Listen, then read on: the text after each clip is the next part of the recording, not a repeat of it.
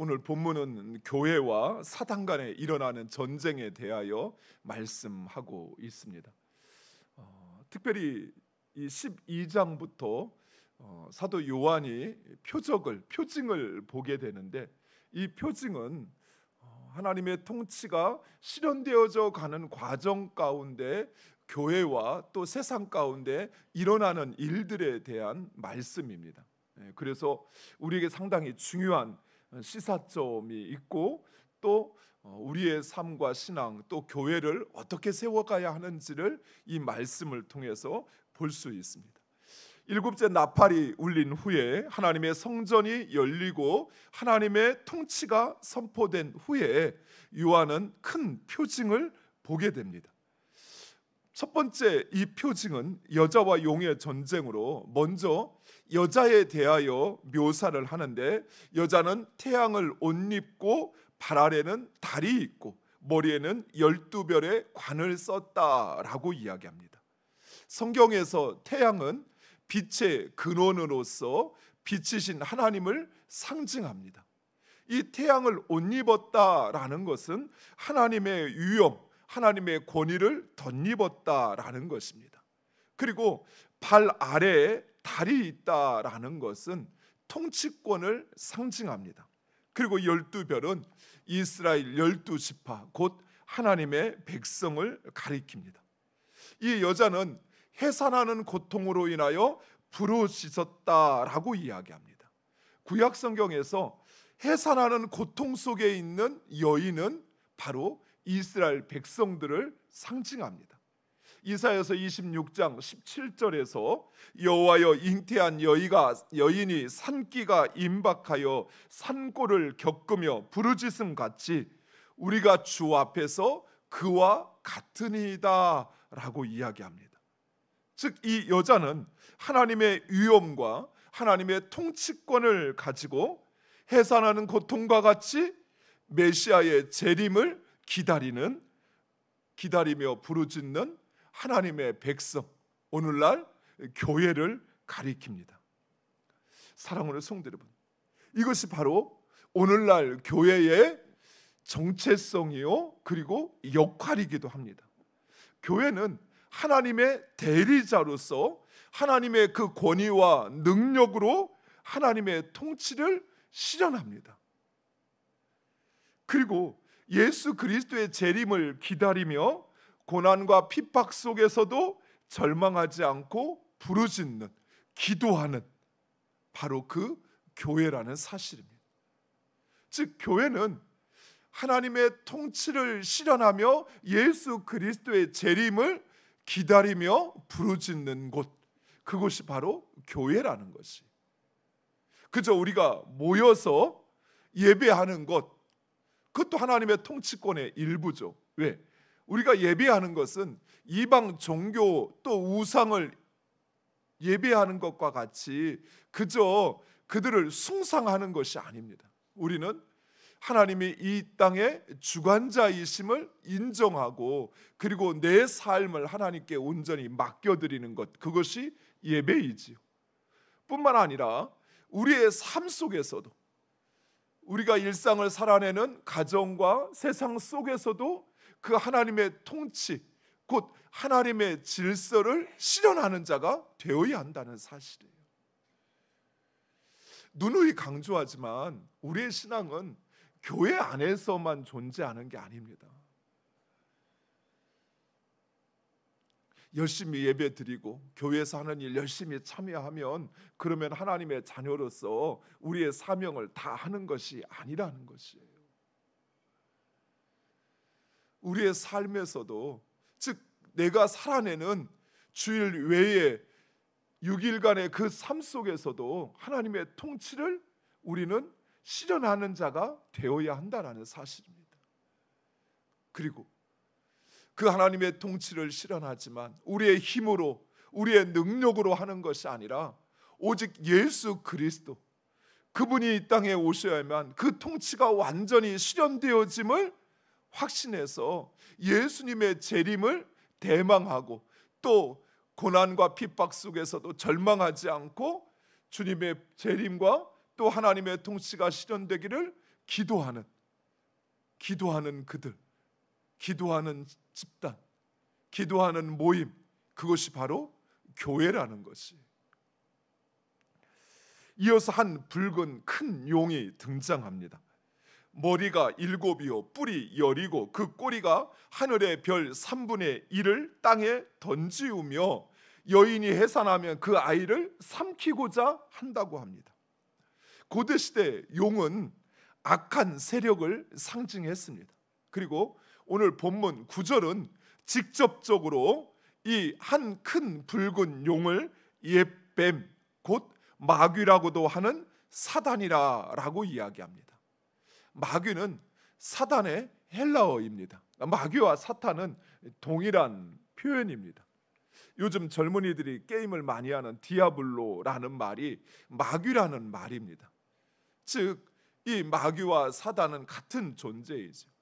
성경은 이런 사탄을 다양한 표현으로 부르는데 창세기에서는 뱀이라고, 욥기에서는 리오야단이라고, 시편에서는 라합이라고, 요한복음에서는 이 세상의 임금이라고, 예배소서에서는 공중의 권세 잡은 자, 이 외에도 성경은 사단을 참소하는 자, 대적자, 거짓의 아비 등 궁극적으로 이 사단이 하는 것은 하나님을 대적하는 것입니다.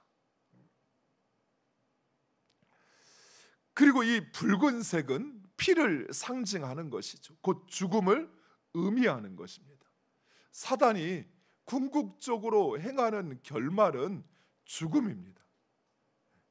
그의 영혼의 죽음이요 육신의 죽음을 도모하는 자가 곧 사단입니다.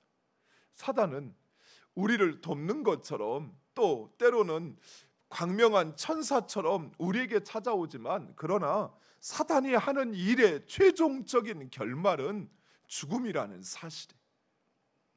그리고 붉은 7머리의 왕관과 10뿔은 세상의 힘과 영향력을 상징합니다. 예전에는 이 7 왕관과 10뿔을 구체적인 역사적인 인물로 비유를 했습니다. 용도 그렇고, 또 이제 우리가 내일 말씀에서 보는 두 짐승에 대한 이야기를 할 때도 그렇고, 세상은 이것을 역사적인 어떤 인물이나 어떤 제국이나 세력으로 그것을 의미를 찾으려고 했지만, 그러나 그것은 우리의 한계 속에 스스로를 제한하는 것이기에 오히려 이 7머리의 왕관과 10뿔은 세상의 힘과 영향력을 상징한다고 보는 것이 맞습니다. 그러나 이 사단은 영적인 존재입니다. 즉, 이 죄된 세상과 불신자들을 미혹하여 그에게 복종하게 하는 힘과 영향력을 가지고 있습니다. 그러나 스스로는 결코 아무것도 할 수 없습니다. 하나님께서 이런 사단의 활동을 구원이 완성되기까지 용납하시는데, 즉 성도들을, 사람들을 미혹하고 또 이 죄 아래 있는 세상을 통해서 그 성도들에게 영향력을 미치는데, 하나님은 왜 이런 사단을 없애지 않으시고 왜 이런 사단으로 하여금 우리를 미혹하게 하고 또 넘어지게 하느냐? 그 이유가 있습니다. 왜냐하면 하나님은 우리 인간을 만드실 때 기계적인 존재로 만들지 않으셨죠. 자유의지를 가지게 만드셨습니다. 그래서 자유의지를 가졌다라는 것은 선과 악을 우리는 분별하고 또는 그것을 판단하고 선택할 수 있는 선택이 우리에게 있다는 사실이에요. 하나님은 그저 로봇과 같이 프로그래밍을 해서 기계적으로 움직이는, 무조건적으로 하나님을 섬기는 것이 아니라, 우리가 우리의 의지와 우리의 감정과 또 우리의 판단을 그 하나님께 복종시킬 수 있는 그런 하나님의 피조물이 되기를 원하신다는 사실이에요. 그래서 우리는 완벽하지는 않지만 선과 악을 분별할 수 있습니다. 이것이 해야 하는 일인지 해서는 안 되는 일인지, 이것이 나를 망치는 것인지 아니면 진정 나를 위한 것인지 우리는 그것을 선택할 수 있는 권한이 있다라는 것이에요. 많은 사람들이 우리는 아무것도 할 수 없는 것처럼 하나님 알아서 해주세요 라고 그렇게 간구합니다. 그런데 우리는 그 어떤 절망적인 상황에서도 절망을 선택할 수 있고 또는 하나님의 일하심을 기대하며 기도할 수 있는 선택이 우리에게 있다는 사실이에요. 그래서 하나님은 우리가 그 선택, 우리의 의지를 통해서 하나님을 의지하기를 원하시는 거예요. 인간이 또한 자신의 그 연약함, 나 스스로는 아무것도 할 수 없다는 사실, 오히려 내가 하려고 하면 할수록 우리는 악을 행할 뿐이요, 우리는 오히려 더 교만하여진다는 사실을 알고 그 하나님을 의지하며 살기를 원하시는 것입니다. 그래서 악한 존재인 그 악의 영향력인 사단을 구원이 완성될 때까지 용인하시는 이유이기도 하다는 것입니다. 사랑하는 성도 여러분, 어떤 이들은 내가 맘만 먹으면 나는 신앙생활 잘할 수 있어, 나는 주를 위해서 내 생명 바칠 수 있어 라고 이야기하는데 결코 그렇지 않아요. 오히려 때로는 그것이 나를 교만하게 만들어서 나를 넘어지게 하기도 합니다. 그러니까 우리의 신앙이라는 것은, 하나님을 의지한다라는 것은 순간순간 깨어서 나의 삶에 찾아오는 그 모든 도전과 상황 속에서도 하나님이 원하시는 것을 선택하고, 그리고 그 하나님께 나 자신을 온전히 맡기는 그 결단이 우리의 삶에서 끊임없이 일어나야 한다라는 것이, 우리가 지난 수요일에 살펴본 것처럼 그렇게 하나님의 뜻을 물었던 다윗 왕조차도 때로는 그 사단의 충동질 앞에서 그것이 악인 것을 알면서도 이스라엘 백성들을 계수하는 그 일을 행하게 된다는 사실이에요. 하물며 우리일까 볼까요?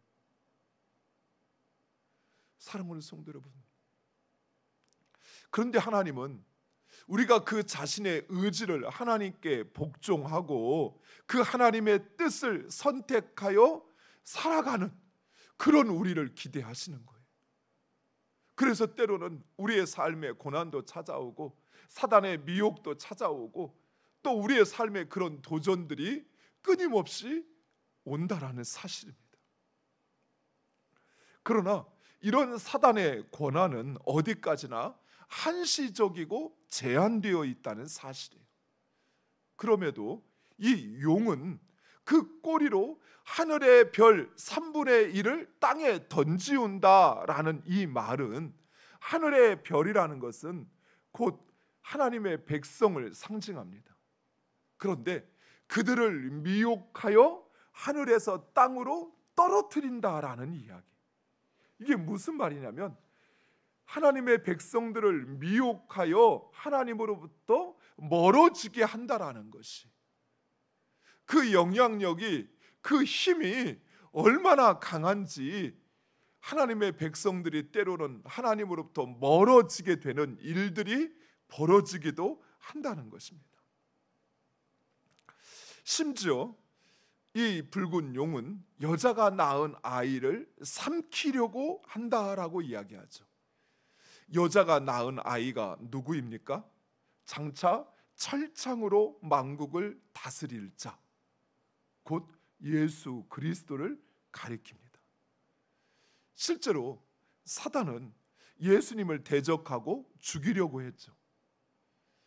헤롯 대왕은 메시아가 태어났다는 이야기를 듣고 유대 땅에 있는 2살 이하의 유아들을 살해하라는, 학살하라는 명령을 내렸습니다. 또 유대인의 지도자들은 어땠습니까? 예수님을 죽이려고 음모했고 예수님을 십자가에 못 박았습니다. 그러나 하나님은 그런 예수님을 다시 살리시어 하늘로 올리우셨습니다. 이처럼 사단은 예수 그리스도의 몸된 교회를 대적합니다. 하지만 하나님께서 그런 주의 교회를 광야에서 1260일 동안 지키시고 보호하신다라고 말씀하십니다. 그런데 이 1260일 많이 들어보지 않았어요? 앞에서 두 증인이 하나님의 말씀을 증언하는 때가 1260일. 즉 교회가 그 사명을 감당하는 동안 하나님께서 그들을 지키신다라는 말씀입니다. 그런데 여기서 어디에서 지키신다라고 말씀하시죠? 광야. 하나님이 그의 백성들을 1260일 동안 지키시는데 그것이 바로 광야라는 사실에 우리는 유념해야 합니다. 광야가 어떤 곳이죠? 광야가 하나님께서 애굽에 노예되었던 이스라엘 백성들을 하나님의 백성으로 삼으시고 그들을 온전한 가나안 땅에 들어갈 하나님의 백성으로 연단하셨던 곳이 바로 광야였습니다. 즉 하나님은 우리를 보호하시지만 또한 그 1260일 동안 하나님은 우리를 연단하시어서 하나님만을 의지하게 만든다는 사실이에요.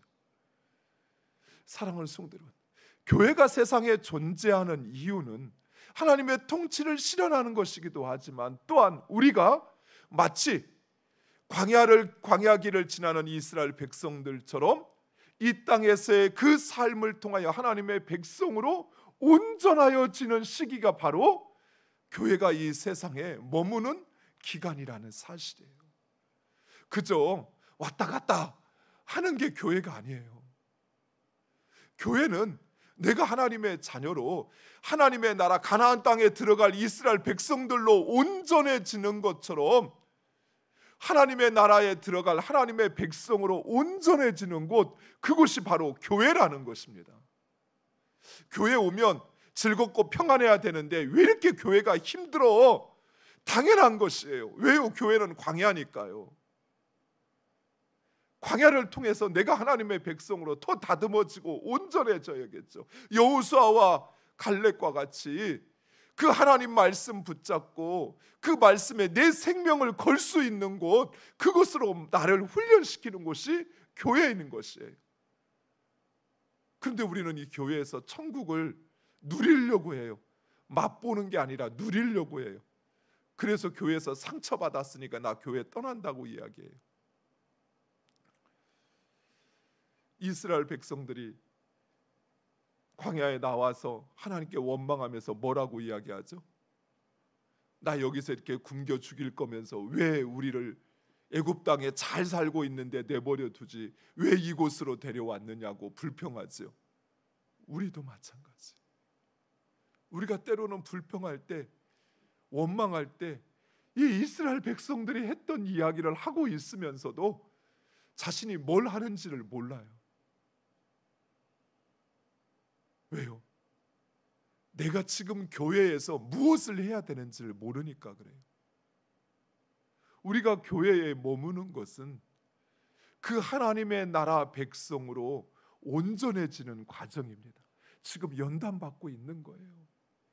이스라엘 백성들이 40년 광야에서 연단받고 훈련받아 그래서 그들이 가나안 땅에 들어간 것처럼 우리도 지금 하나님 나라의 백성으로 훈련되고 연단되고 있는 거예요. 그러면 때로는 어때요? 때로는 추위도 몰려오고 때로는 원망하고 불평할 일도 생기겠죠. 하지만 그때마다 하나님을 찾고 하나님을 의지할 때 그 하나님께서 한 번도 이스라엘 백성들을 외면하신 적이 없어요.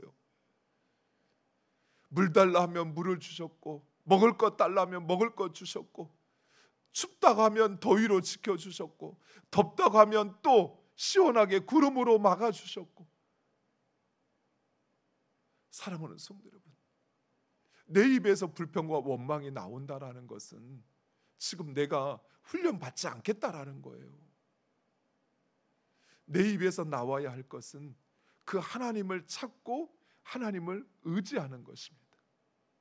주님 앞에 주님 나 살려달라고, 주님 나 지켜달라고, 주님 지키신다고 약속하셨으니까 내 안에 있는 이 두려움, 염려, 불안 몰아내 주시고 40년 동안 먹이시고 입히셨는데 내가 이 땅을 사는 날 동안 주님 나를 지켜달라고 간구해야 한다는 것입니다. 그리고 장면이 바뀌어서 하늘에서 벌어진 미가엘과 그 사자들, 그리고 용과 그 사자들의 전쟁을 소개하고 있습니다. 천사장 미가엘과 그 사자들과 용과 그 수하가들 간 치열한 전투가 벌어지고 예수님이 승천하심으로 말미암아 용은 그 참소하던 자리에서 쫓겨나 하늘에서 땅으로 떨어지게 됩니다. 이 말씀은 우리의 현실 속에서 일어나는 영적 전투에 대한 해석이라고 할 수 있습니다.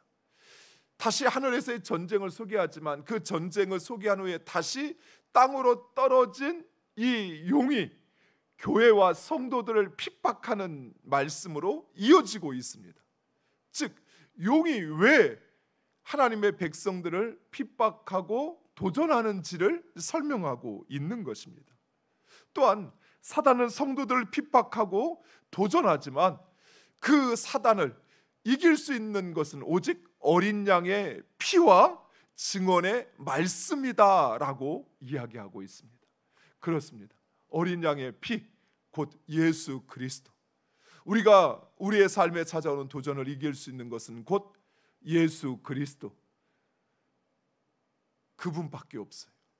사단과의 싸움에서 승리하신 예수 그리스도.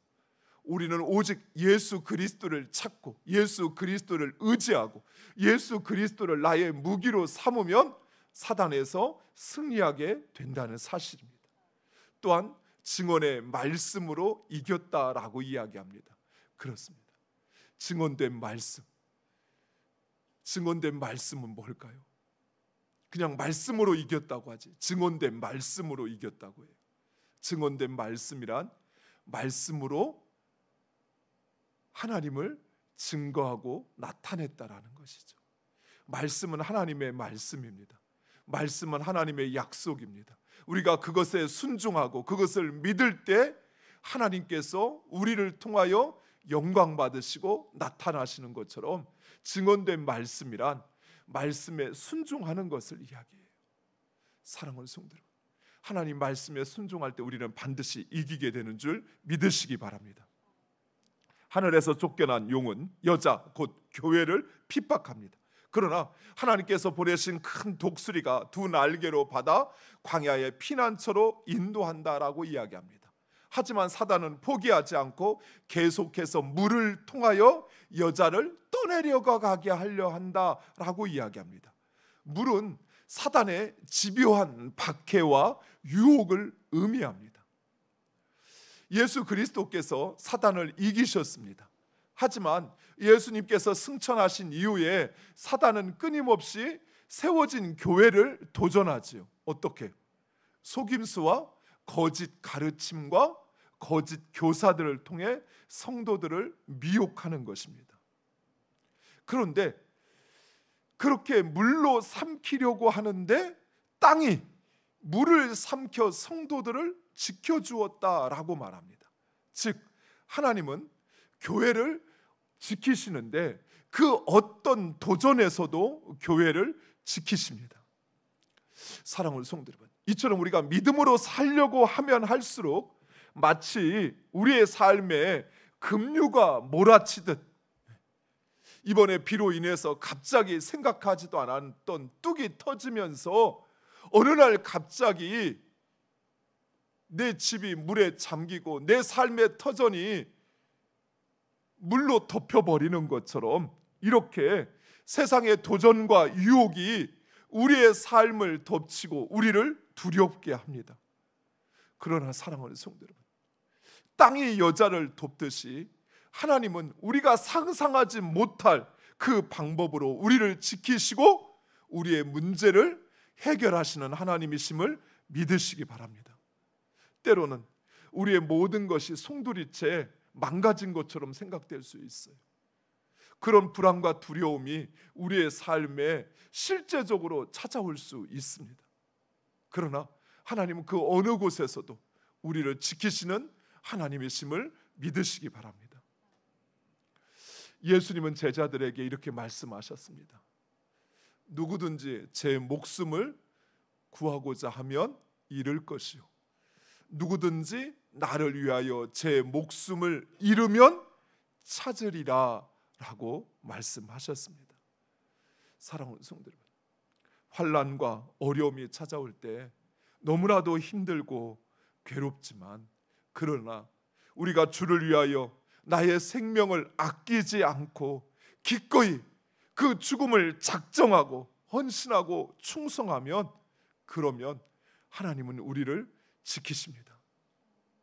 아멘. 죽음에서도 살리시는 하나님이십니다. 그 무엇이 우리에게 두려울까요?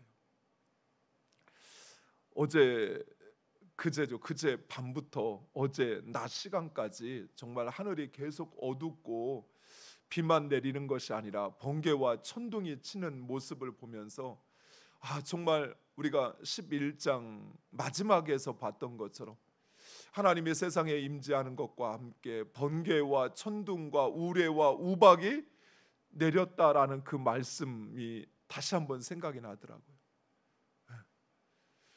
정말 한편으로는 계속된 그 번개와 이어지는 천둥 소리가 정말 우리의 마음을 두렵고 무섭게 만들기도 하지만, 그러나 사랑하는 성도 여러분, 하나님께서 우리를 지키십니다.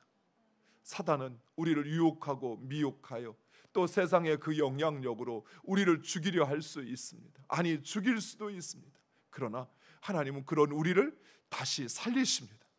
사단의 그 물의 도전도 땅으로 물을 삼키게 하셔서 보호하시는 것처럼 하나님은 그 어느 곳에서나 우리를 지키시고 보호하시는 하나님이심을 믿으시기 바랍니다. 그 하나님께 여러분의 삶을 맡기시고, 그리고 하나님의 뜻을 위하여 내 삶을 온전히 드리는 우리 모두가 되기를 간절히 축원드립니다. 기도하겠습니다. 아버지 하나님, 감사합니다.